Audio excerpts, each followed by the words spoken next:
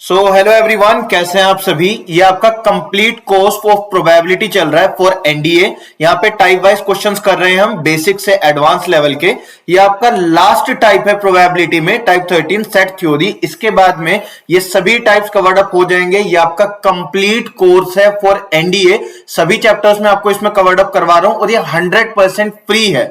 Already मैं आपको quadratic equations complete करवा चुका हूं। प्रोबेबिलिटी आपका आज कंप्लीट हो जाएगा। परम्यूटेशंस एंड कॉम्बिनेशंस ये कंप्लीट हो चुका है।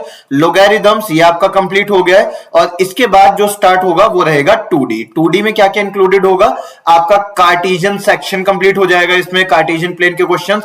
देन इसके बाद में आपका स्ट्रेट लाइंस कंप्लीट हो जाएगा, कोनिक सेक्शन जिसमें आपका सर्कल्स, हाइपरबोला, पैराबोला, एलिप्सिस सब कुछ कंप्लीट हो जाएगा। तो ऑलमोस्ट आप मान के चलिए 7 से 8 क्वेश्चंस का डाटा आपका यहां से कवर्ड अप हो जाएगा। और अभी इसके बाद में प्रीवियस ईयर क्वेश्चंस भी स्टार्ट हो चुके हैं। ऑलरेडी मैं आपको क्वाड्रेटिक इक्वेशंस की कंप्लीट वीडियो अपलोड कर चुका हूं जिसमें प्रीवियस ईयर क्वेश्चंस हैं।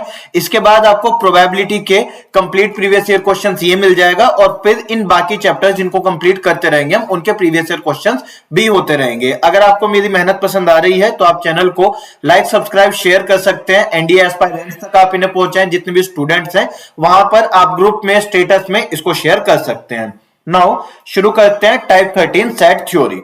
सबसे पहले बेसिक समझ लेते हैं। देखो समझना, ये जो हमारे पास में बॉक्स है, जो रेक्टेंगुलर बॉक्स है, ये क्या रिप्रेजेंट करता है, ये है यूनिवर्सल सेट। ठीक है, यूनिवर्सल सेट। जैसे सपोज अगर हमने स्टूडेंट्स का एक कलेक्शन ले रखा है जिसमें 9th के कुछ स्टूडेंट्स हैं, 10th के कुछ स्टूडेंट्स हैं, देन उसके बाद मैथ्स पढ़ने वाले, फिजिक्स पढ़ने वाले, इस तरीके के कुछ स्टूडेंट्स हैं। तो ये जो यूनिवर्सल सेट होगा ये क्या रिप्रेजेंट करेगा, ये सबका कलेक्शन है, ये टोटल का कलेक्शन है, ये टोटल का सैंपल स्पेस है। और इसमें ये जो ए बी सी इस तरीके के हम सर्कल्स बनाएंगे, ये रिप्रेजेंट करेगा छोटे छोटे से सेट्स को। ठीक है, जैसे ये हमारे पास सेट ए है और ये हमारे पास सेट बी हो गया।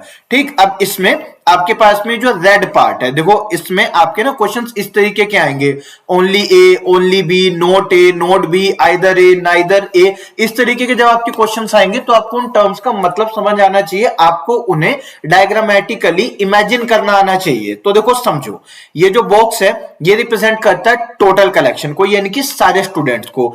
ए रिप्रेजेंट करेगा सपोज वो वाले स्टूडेंट जो किसी एग्जाम में पास हो गए हैं, और बी रिप्रेजेंट करेगा उन स्टूडेंट्स को। लेट सपोज जैसे ये हिंदी का एग्जाम हो गया और ये सपोज जैसे इंग्लिश का एग्जाम हो गया, तो ये दो अलग अलग हमारे इवेंट्स हो जाएंगे।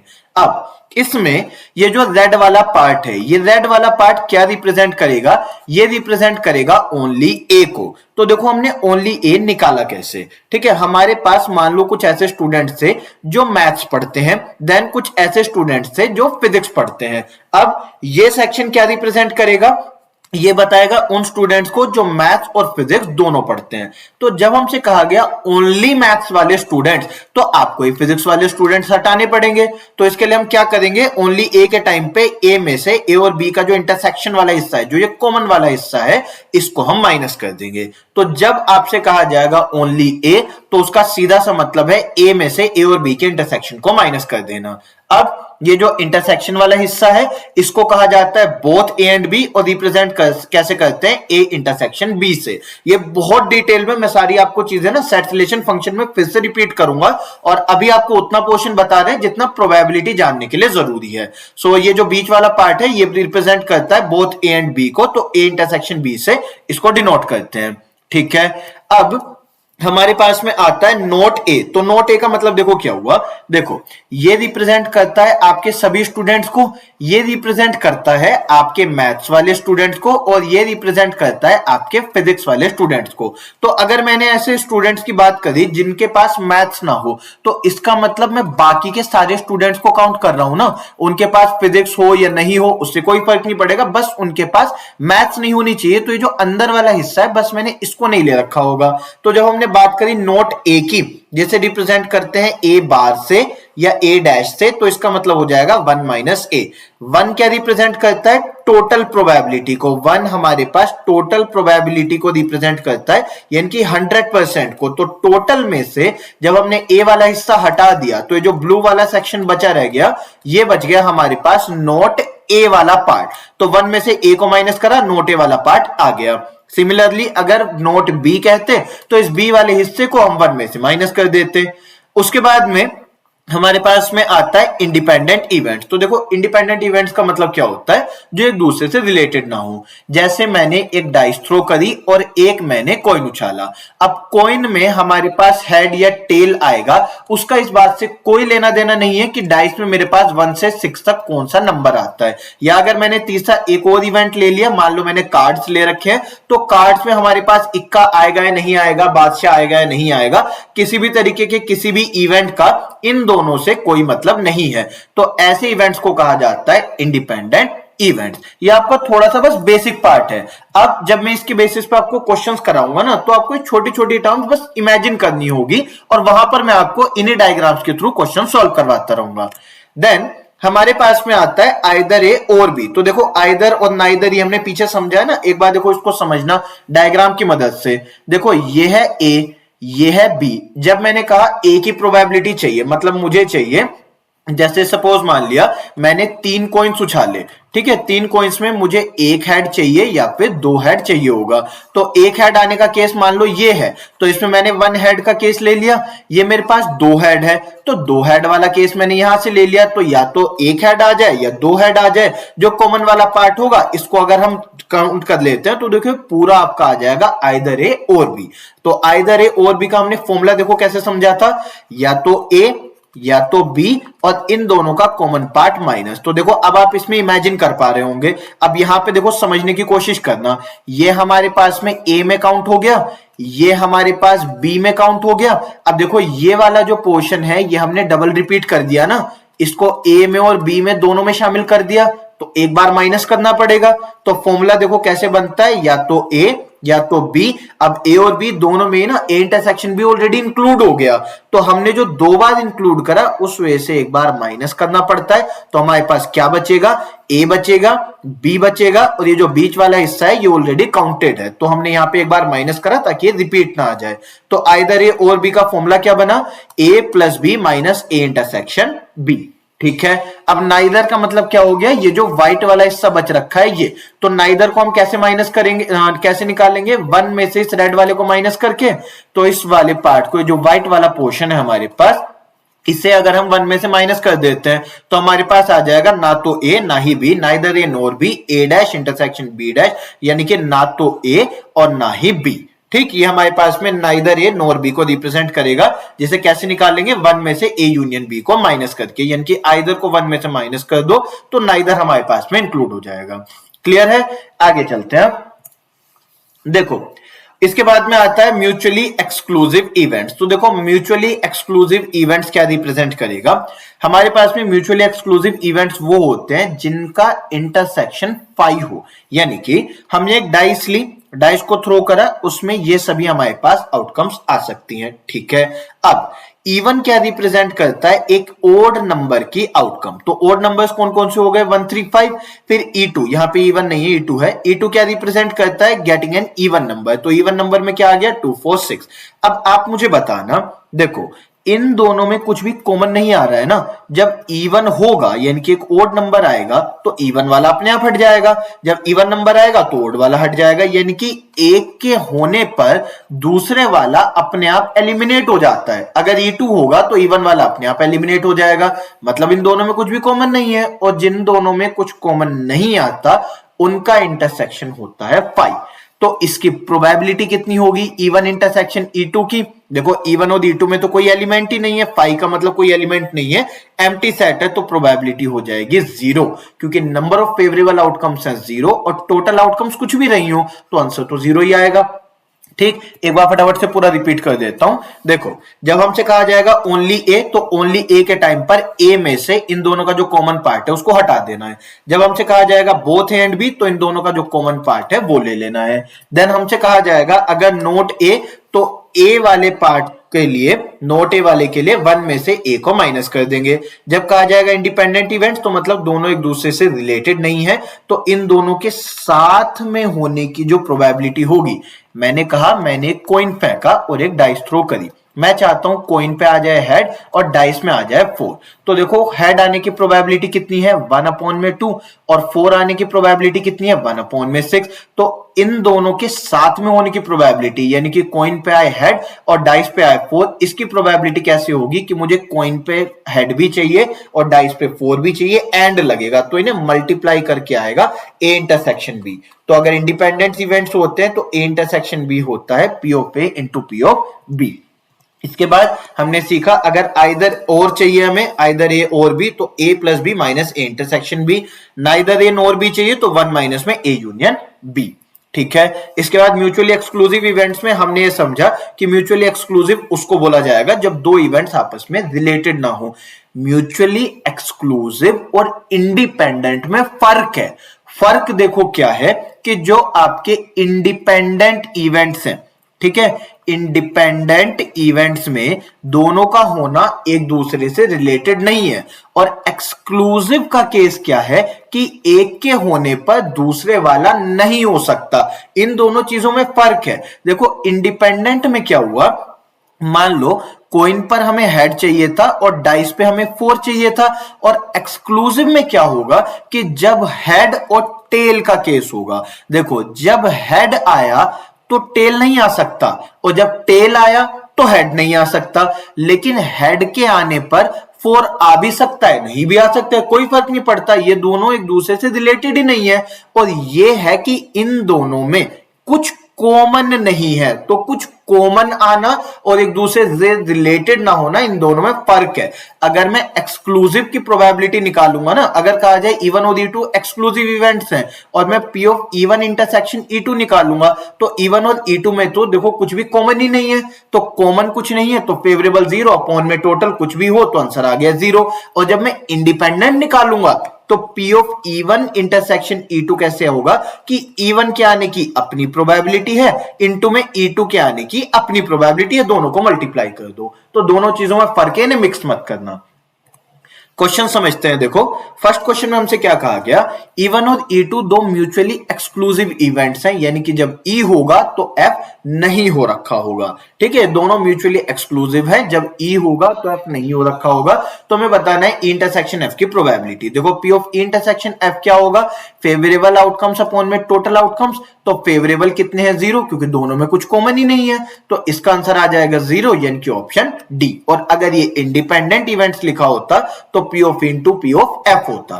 क्लियर है, आगे चलते हैं। सो E और F म्यूचुअली एक्सक्लूसिव इवेंट्स हैं, यानी कि इनमें कुछ कॉमन नहीं है। P of E union F निकालना है। सो P of E union F का मतलब हो गया P of E plus P of F minus P of E intersection F। और क्योंकि ये म्यूचुअली एक्सक्लूसिव है तो इस वजह से ये वैल्यू हो जाएगी 0। सो P of E union F, ये हमारे पास क्या रखा होगा, P of E plus P of F। तो आंसर आ जाएगा इसका ऑप्शन ए। क्लियर, आगे बढ़ते हैं।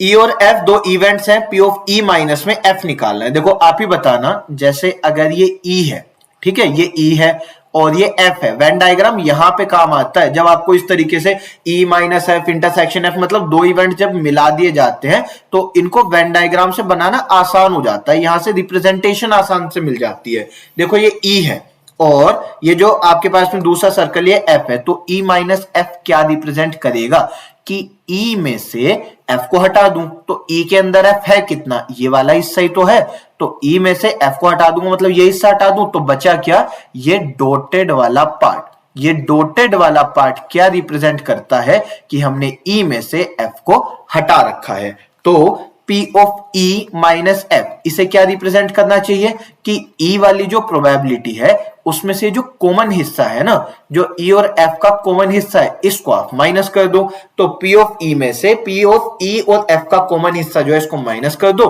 तो B वाला आपका आंसर आ जाएगा। क्लियर है, आगे चलते हैं। हमसे कहा गया the probabilities of occurrence of two events E and F are इतना एंड इतना। ठीक है, P ऑफ E की वैल्यू हमें दे रखी है 0.25, P ऑफ F की वैल्यू दे रखी है हमें 0.50 respectively. The probabilities of this simultaneous occurrence, दोनों एक साथ हो रखे हो, एक साथ होने का मतलब E भी हुआ हो और F भी हुआ हो, तो कैसे रिप्रेजेंट करते हैं हम इसे, P of E intersection F। And का मतलब दोनों हो रखे हो, यानी कि बोथ हो रखे हो, और बोथ की वैल्यू कितनी दे रखी है 0.14। हमें क्या निकालना है, probability that neither E occurs nor F occurs, तो हमें निकालना है नाइदर।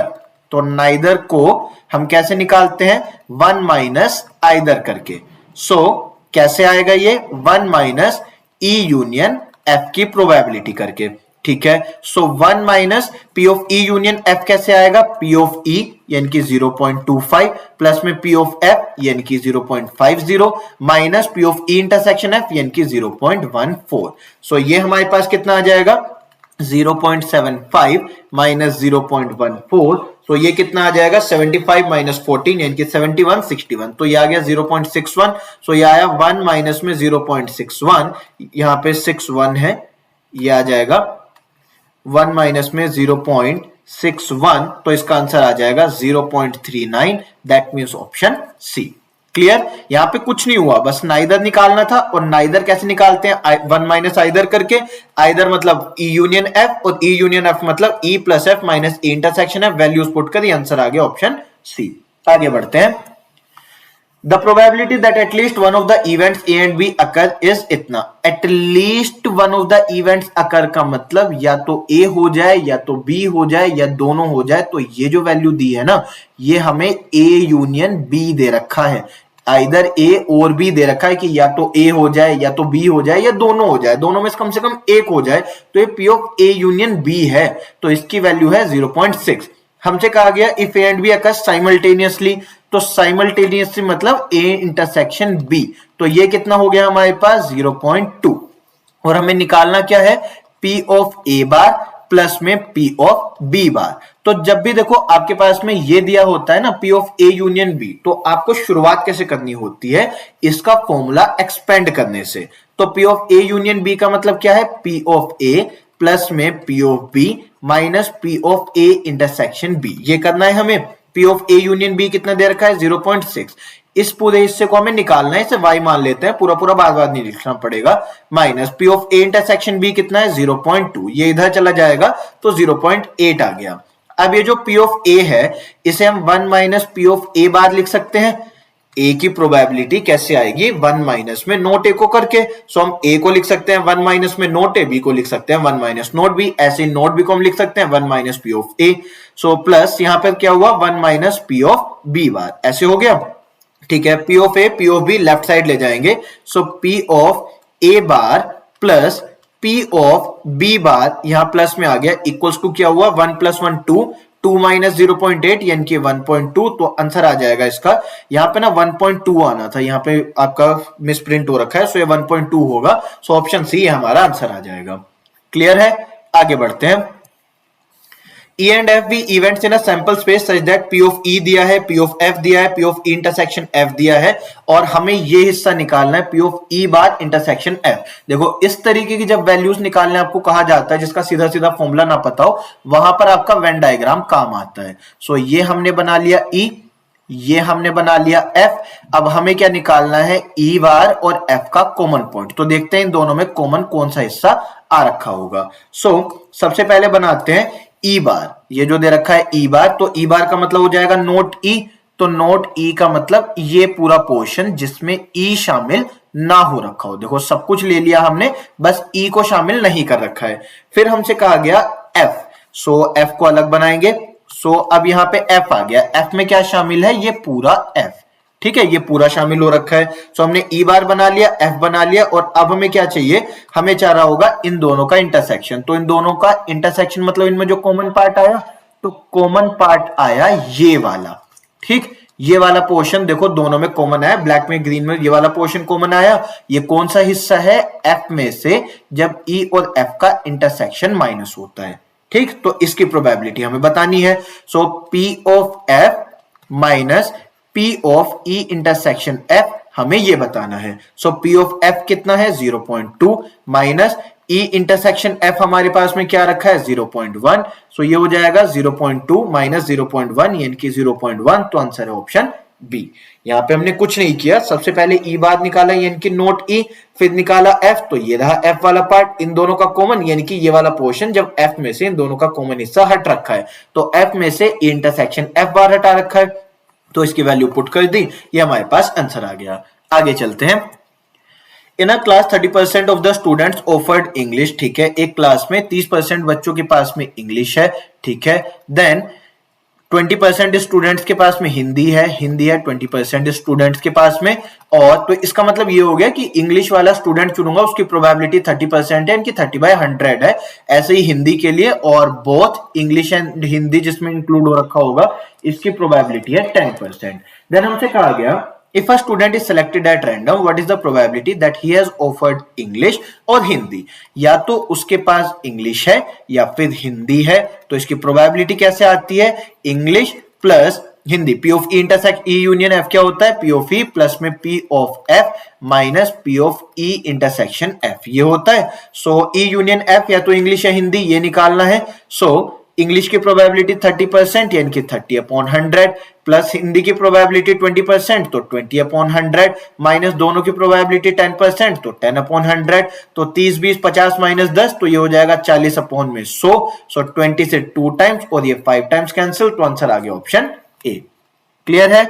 आगे बढ़ते हैं। E and F are two events such that P of E की प्रोबेबिलिटी 0 से बड़ी है, जो कि ऑब्वियसली होती है, और F हमारे पास में कंप्लीट इवेंट नहीं है, इसकी प्रोबेबिलिटी मतलब 100% नहीं है।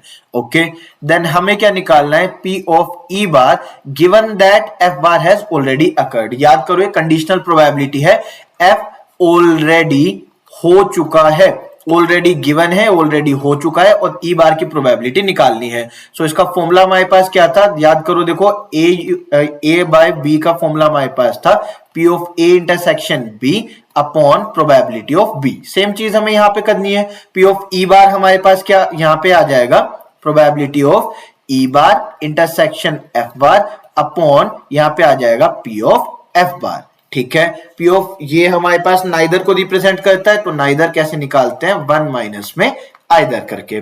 Then P of F bar कैसे आएगा, 1 माइनस में पी ऑफ एफ करके। सो इसका आंसर आ जाएगा ऑप्शन डी। क्लियर है? आगे चलते हैं। ई और एफ दो इंडिपेंडेंट इवेंट्स हैं, यानी कि एक का होना दूसरे से रिलेटेड नहीं है, दोनों साथ में हो भी सकते हैं, नहीं भी हो सकते हैं, एक हो सकता है दूसरा नहीं भी हो सकता। सो अगर ये एक्सक्लूसिव होते तो इनमें कुछ कॉमन नहीं आता तो प्रोबेबिलिटी हो जाती 0, बट इंडिपेंडेंट के टाइम पर ई और एफ अगर इंडिपेंडेंट है, एक कॉइन है, एक डाइस है, तो इनकी प्रोबेबिलिटीज इंडिविजुअल होंगी, यानी कि ई के होने की प्रोबेबिलिटी इंटू एफ के होने की प्रोबेबिलिटी, मतलब ऑप्शन सी हमारा आंसर। ये हमने शुरू में ही सीख लिया था। ओके, नेक्स्ट में हमसे कहा गया ई और एफ दो इंडिपेंडेंट इवेंट्स है, P of E bar by F bar निकालना है, तो अगेन कंडीशनल प्रोबेबिलिटी है, यानी कि E bar intersection F bar upon यहां पे आ जाएगा पी ऑफ एफ बार, तो ये आ गया 1 माइनस में P of E union F, ये आ जाएगा अपॉन 1 माइनस में पी ऑफ एफ, ये हमारे पास में आ रखा होगा पी ऑफ एफ। ठीक है, अब इसको सॉल्व करते हैं। सो ये हमारे पास है, वैसे तो आपको ठीक है अभी तक इसमें कोई आंसर नहीं आया। सो 1 माइनस यहां पे क्या है, P of E union F. So E union F ये हमारे पास कैसे आ रखा होगा, probability of E plus probability of F minus यहां पे ई यूनियन एफ में probability of E intersection F, ऐसे आ जाएगा ना, ई इंटरसेक्शन एफ, ये चलेगा। डिनोमिनेटर हमारे पास सेम है तो एज इट इज लिख देते हैं। देन 1 माइनस में यहां पे क्या है, probability of E minus probability of F minus minus minus plus हो जाएगा, बल्कि यहाँ पे ई इंटरसेक्शन एफ है। अब क्योंकि ये इंडिपेंडेंट इवेंट्स हैं तो ये हमारे पास आ जाएगा पी ऑफ ई, ये हमारे पास आ जाएगा प्रोबेबिलिटी ऑफ ई इंटू में प्रोबेबिलिटी ऑफ एफ। इंडिपेंडेंट में ऐसे ही होता है ना, आपके पास में इंटरसेक्शन एफ की value P of E into में पी ऑफ एफ होती है।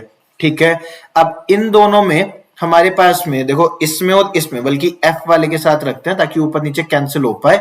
सो डिनोमिनेटर एज इट इज चल रहा है, उसको हम लिख नहीं रहे हैं, इसका मतलब वो एज इट इज चल रहा है। ठीक है, सो इससे और इससे एक साथ रख लेंगे तो ये आ गया 1 माइनस में पी ऑफ एफ। ठीक है, इसके बाद ये जो पी ऑफ ई और ये वाला जो पार्ट है इन दोनों में P ऑफ E आ जाएगा कॉमन, तो क्या बचेगा 1 माइनस में P ऑफ F ये बच जाएगा। डिनोमिनेटर हमारा एज इट इज चल रहा है। अब ये जो 1 माइनस में P ऑफ F है 1 माइनस P ऑफ F इसको ले लेंगे कॉमन, तो क्या बच जाएगा यहां पे बचेगा 1 माइनस में P ऑफ E ये बचा, और डिनोमिनेटर में हमारे पास क्या चल रहा है 1 माइनस में P ऑफ F। ऊपर नीचे वैल्यूज हमारी कैंसिल हो जाएंगी, तो इसमें बच जाएगा 1 माइनस में P ऑफ E। तो इसका आंसर क्या आना चाहिए, ये हमारे पास डायरेक्टली आना चाहिए P ऑफ E बार, ये हमारे पास वैल्यू आनी चाहिए 1 माइनस में। यहाँ पे देखो फिर से एक आपका स्पेस एम्प्टी हो रखा है, यहाँ पे 1 आएगा, यहाँ पे 1 आएगा, यहाँ भी 1 है और यहाँ भी 1 है, ये मिस आउट हो रखी है चीज। तो इसके अकॉर्डिंग हमारे पास आंसर हो जाएगा ऑप्शन सी वाला। क्लियर है, आगे चलते हैं। अगले क्वेश्चन में हमसे कहा गया probability of simultaneous occurrence of two independent events E and F. Same question आपके पास अगेन रिपीटेड है, तो P of E intersection F की वैल्यू क्या होती है, P ऑफ E इंटू में P ऑफ F, तो आंसर हो जाएगा यहाँ पे ऑप्शन सी वाला। ठीक, आगे बढ़ते हैं। हमसे कहा गया E यूनियन F ये है, P E इंटरसेक्शन F ये है, P ऑफ F बार निकालना है। ठीक है, तो F बार कैसे आएगा, अगर ये E है, ये E है और ये हमारा F है, तो F बार कैसे आएगा जो F में इंक्लूडेड ना हो। ये हमारे पास में कंप्लीट अगर आपका बॉक्स आ रखा है तो F बार का मतलब हो जाएगा जो F में ना शामिल हो, तो जो F में ना शामिल हो वो हो जाएगा ये वाला हिस्सा जिसमें E भी इंक्लूड हो रखा है, आपका पूरा बचा हुआ पार्ट इंक्लूड हो रखा है, बस F हमारे पास नहीं आना चाहिए, बाकी सब कुछ इंक्लूडेड है। तो इस हिस्से को कैसे निकाल रखा है, 1 माइनस में P ऑफ F करके। ठीक, हमारे पास में ये वाला F बार इसे रिप्रेजेंट करता है, ये मैं आपको बताना चाह रहा हूं। ओके, अब हमें बताना है E और F किस तरीके के इवेंट्स हैं। तो देखो इसमें के लिए हम क्या सॉल्व करेंगे, अगर हमारे पास ये डिपेंडेंट, इंडिपेंडेंट, म्यूचुअली एक्सक्लूसिव वगैरह है तो इनकी प्रॉपर्टीज लगाएंगे। शुरुआत कैसे होगी क्वेश्चन की, तो जब भी आपको यूनियन दिया हो आपको इसका फॉर्मूला एक्सपेंड करना होता है। सो P of E union F दिया है तो इसका मतलब P ऑफ E प्लस में P ऑफ F माइनस में P of E intersection F ये लगाएंगे। ठीक है, E यूनियन F कितना है 5/6 equals to P of E, ये हमें नहीं पता। देन P ऑफ F को कैसे लिखेंगे, 1 माइनस में P of F bar. P of F को कैसे लिखेंगे, 1 माइनस में P ऑफ F बार, ऐसे आ जाएगा। तो इसकी वैल्यू कितनी हो जाएगी, 1 माइनस में P ऑफ F बार यानी कि 1 minus 1/2 minus E intersection F की वैल्यू है 1/3। इस पूरे को सॉल्व करते हैं तो ये कितना आ जाएगा, एलसीएम 6, तो यहां पर आ गया 6 माइनस 3 माइनस 2 यानी कि आ गया 1/6। सो P ऑफ E का मतलब क्या हो गया, 5/6 माइनस 1/6 यानी कि आ जाएगा 4/6, दैट मीन्स आ गया 2 से कैंसिल होके 2/3। ठीक है, तो P ऑफ E की वैल्यू कितनी आ गई है 2/3 और P ऑफ F की वैल्यू हमें कितनी दे रखी है, यहाँ पे 1/2 F बार था ना, तो 1 माइनस 1/2 भी 1/2 ही होगा, ये दोनों आ गए। तो P of E intersection F की वैल्यू कितनी आ रखी है, P of E intersection F ये है हमारे पास 1/3। तो इसकी वैल्यू कब आती है, जब हम P ऑफ E इंटू में P ऑफ F करते हैं। देखो P ऑफ E हमारे पास 2/3 है, P ऑफ F 1/2 है, कैंसिल कर देंगे तो 1/3 आ जाएगा। तो E इंटरसेक्शन F अगर E इंटू F के इक्वल आ जाए तो ये किस तरीके के इवेंट्स होते हैं, ये होते हैं इंडिपेंडेंट इवेंट्स। क्लियर है, आगे बढ़ते हैं। हमसे कहा गया A इतना है, B इतना है, यूनियन दे रखा है, P निकालना है। ठीक है, तो देखो जब भी यूनियन दिया होगा तो यूनियन का फॉर्मूला खुलेगा। सो P of A union B का मतलब हो जाएगा P of A plus P of B जिसकी वैल्यू P है minus P of A intersection B। अब P of A intersection B क्योंकि ये इंडिपेंडेंट इवेंट्स हैं तो कैसे खुलेगा, P of A into P of B। तो P ऑफ A हमारे पास कितना है 0.4 और P ऑफ B कितना है खाली P। ठीक है, सो ये वैल्यू आ जाएगी 0.6 माइनस 0.4 तो हो गया 0.2, यहां पे बचा P माइनस 0.4 P, इसके आगे कुछ नहीं दिया मतलब 1 है। सो 1 माइनस 0.4 कितना हो जाएगा 0.6 P और यहाँ पे 0.2, तो P की वैल्यू कितनी हो जाएगी 0.2 अपॉन 0.6 यानी कि 2/6, दैट मीन्स 1/3। यही हमें निकालना था, तो ऑप्शन सी हमारा आंसर है। क्लियर, आगे बढ़ते हैं। हमें A यूनियन B दिया है, A बार दिया है, B की वैल्यू दी है और यही हमें P निकालना है। सो A यूनियन B का मतलब हो जाएगा A union B is equals to A। अब A कैसे लिखेंगे, 1 माइनस में P ऑफ A बार यानी कि 1 माइनस 0.65 ये आ जाएगा। A union B is equals to A plus B minus A intersection B. So यहां पे आना चाहिए P of A intersection B, और A intersection B independent events के लिए कैसे होता है, P of A into P of B, यही सीखते आ रहे हैं अभी तक हम। सो इसमें पी ऑफ ए की वैल्यू कितनी हो जाएगी, 1 माइनस 0.65 यानी कि 0.35 इंटू पी ऑफ बी कितना है, पी। सॉल्व करते हैं वैल्यूज को। सो यहां पे है 0.65 इज इक्वल्स टू 1 माइनस 0.65 हो जाएगा 0.35 प्लस पी माइनस यहां पे 0.35 पी। ठीक है, 0.35 यहां पे माइनस में चला जाएगा तो ये हो जाएगा 0.30 इक्वल्स टू यहां पर 1 है, 1 माइनस 0.35 कितना हो जाएगा 0.65 पी। तो पी की वैल्यू हो जाएगी 0.30 अपॉन 0.65 यानी कि ये हो जाएगा 30 अपॉन में 65। सो 5 से कैंसिल कर देंगे 6 टाइम्स और ये आ जाएगा 13। सो 6 अपॉन 13 ऑप्शन बी हमारा आंसर। क्लियर। देन हमसे ये लास्ट क्वेश्चन है आपके इस वीडियो का, हमसे कहा गया ये आपका सेट्स रिलेशन के ऊपर नहीं, एक मिसलिनियस क्वेश्चन है, लास्ट में बच गया था। सो हमसे कहा गया एन कैडेट्स हैं जिन्हें एक रो में खड़े होना है। ठीक है, इस तरीके से कैडेट्स रो में खड़े होना चाहते हैं, हमें बताना है कि क्या प्रोबेबिलिटी होगी। सभी परम्यूटेशंस इक्वली लाइकली हैं, यानी कि हर पर्सन के किसी भी जगह पर खड़े होने की प्रोबेबिलिटीज बराबर हैं। हमसे कहा गया दो पर्टिकुलर कैडेट्स हैं जो साथ में खड़ा रहना चाहते हैं, इसकी क्या प्रोबेबिलिटी है। तो ये क्वेश्चन हमने बुक्स के टाइम पर करा था कि जब दो पर्टिकुलर बुक्स एक साथ रखना चाहते हैं तो क्या प्रोबेबिलिटी होगी। तो देखो n ऑब्जेक्ट्स हैं हमारे पास में, हम इसमें से दो कैडेट्स को हटा देते हैं जो एक साथ रहना चाहते हैं और उन दोनों को इकट्ठा एक साथ पैक कर देते हैं। तो अब हमारे पास इतने एलिमेंट्स हो गए। तो इतने एलिमेंट्स को अरेंज करने की प्रोबेबिलिटी ये n-1 हो गया। तो n-1 एलिमेंट्स को अरेंज करने की प्रोबेबिलिटी n-1 का फैक्टोरियल है, और वो दो कैडेट्स आपस में भी अरेंज हो सकते हैं तो उसकी प्रोबेबिलिटी 2 फैक्टोरियल। ये तो आ गया फेवरेबल केस। अपॉन में टोटल हमारे पास n ऑब्जेक्ट्स हैं, n कैडेट्स मतलब n ऑब्जेक्ट्स हैं, तो n ऑब्जेक्ट्स को अरेंज करने के तरीके हो गए n फैक्टोरियल।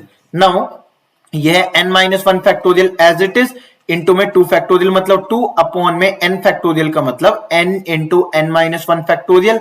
ये ऊपर नीचे कैंसिल हो गया तो बच गया हमारे पास 2 upon n, that means option D. Clear.